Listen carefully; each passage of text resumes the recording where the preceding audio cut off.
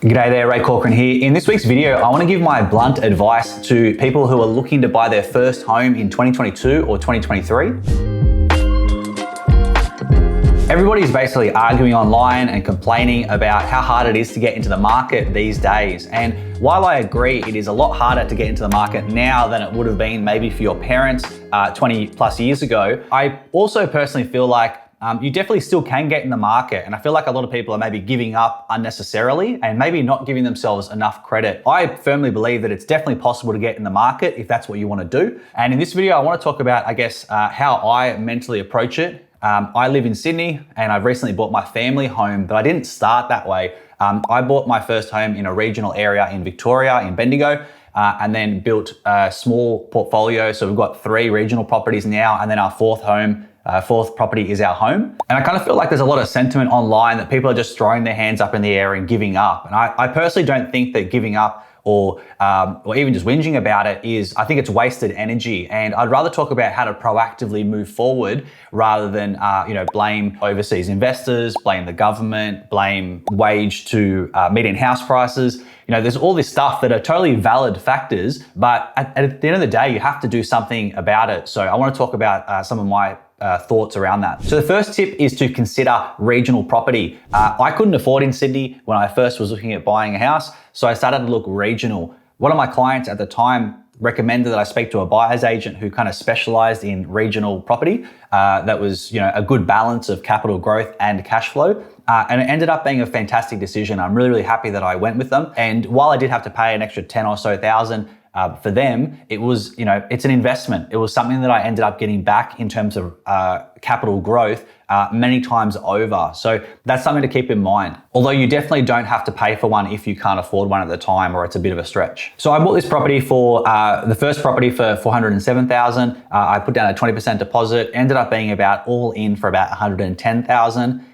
That said, not everybody can save up $110,000. I was in my late 20s, to be fair, when I bought that. But if you're someone that doesn't have as much money or it's taking longer to save, you can get into the property market probably for about $50,000 to $60,000 for a smaller, more modest regional property. And the thing is, if you buy well, you'll end up getting almost like a little friend that, that property will cash flow a little bit ideally.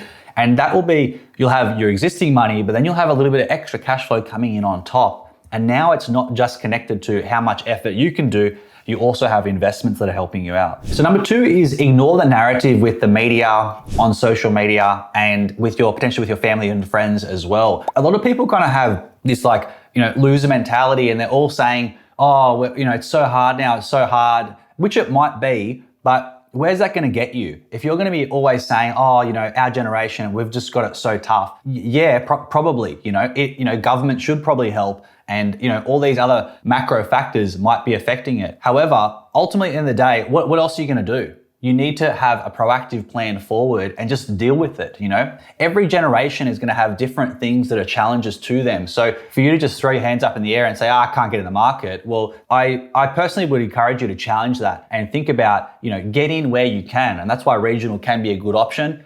Because you can get in for a lower price point than if you were to buy in a major metro city. And that leads me to my third point, which is start making hard decisions, or if you already are, keep making the hard decisions. A lot of success with personal finance will come down to making difficult decisions, and decisions that may not be comfortable or fun or convenient. But ultimately, if you need to get to where you need to get to and build wealth for your family or your future family or whatever it is, then you need to make hard decisions. It's not going to be a rosy, smooth road the whole way there. And yeah, your parents may have been able to buy a house for a smaller percentage of their income. So what? We need to deal with it. I'm in the same generation, and it's funny for me because I never thought about any property I've ever bought. I've never thought about the government or statistically whether it's harder to buy a house now or any of that sort of stuff, even though they were factors that affected me as well. I always thought about, I want to build wealth. I need to figure out a plan. Can't buy in Sydney. I don't have enough money. So let's look regional. I bought a cheap place and try to negotiate hard for it. And then from there, that kind of gave me a little bit of momentum.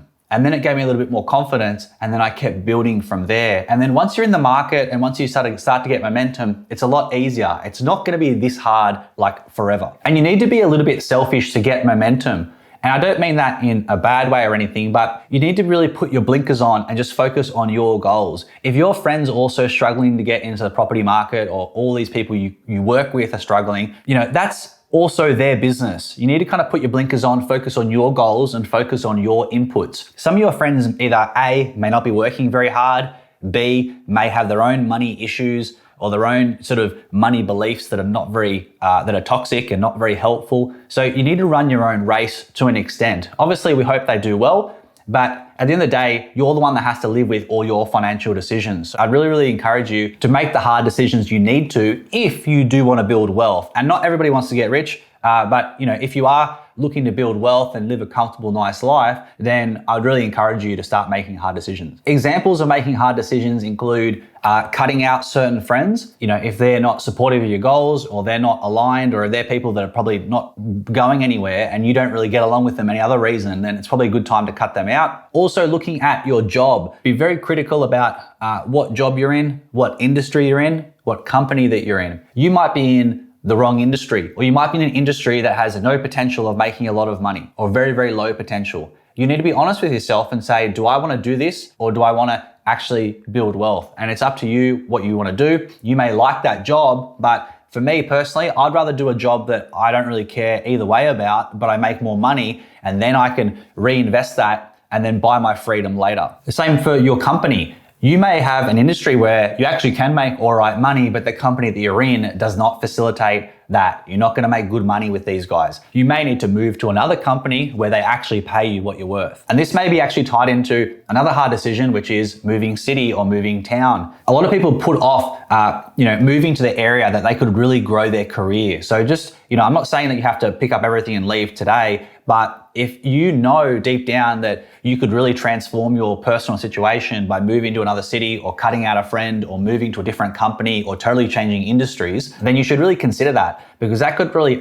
there are people every single day that make crazy amounts of money in different industries. So the money's well and truly out there, but it's up to you to develop the right skills and make the right moves to move towards an industry that can pay you very, very well. Number 4, work out your maths. So what I like to do, I call it the rate and your date.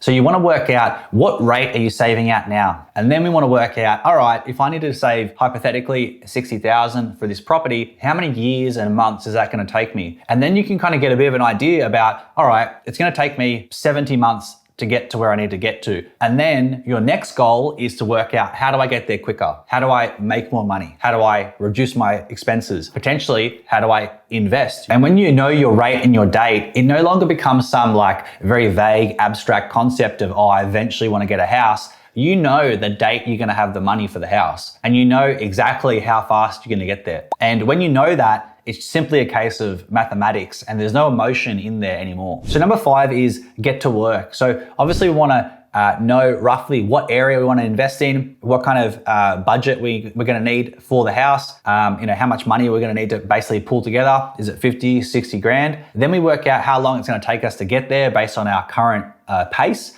And then once we know that, then we can start going, all right, let's get there much quicker. And it's much more fun when you have a singular financial goal in your, in your household, whether it's just you, or you have, it's you and a partner or a little family.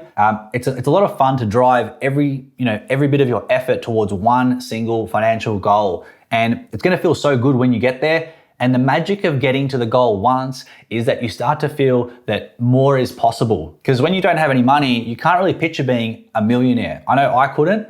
And for a lot of people, once you get to that next sort of lily pad, you kind of can see, that it's not as big of a jump to get to the next step. And after a while, you'll be so far from where you started, but you've got to make that first milestone happen. And it takes a lot of focus. And as I said, it takes a lot of drowning out the negative in the media and everybody, basically whinging about how hard it is to buy a house. You can absolutely buy a house. I really firmly believe this, even on a humble wage. But it's going to take some hard decisions. That's the way life is. And I think that just don't, I'd feel terrible if people were, talking themselves out of buying a house that they definitely could buy. A lot of people could definitely buy the house. It's just going to take a bit of a game plan, a bit of commitment, and ignoring everybody else. So I hope you found that useful. If you disagree with me, I'd love to see in the comments why specifically, but ultimately I think anybody can get into the property market if they really have that drive and desire, regardless of all the external factors, which are definitely real.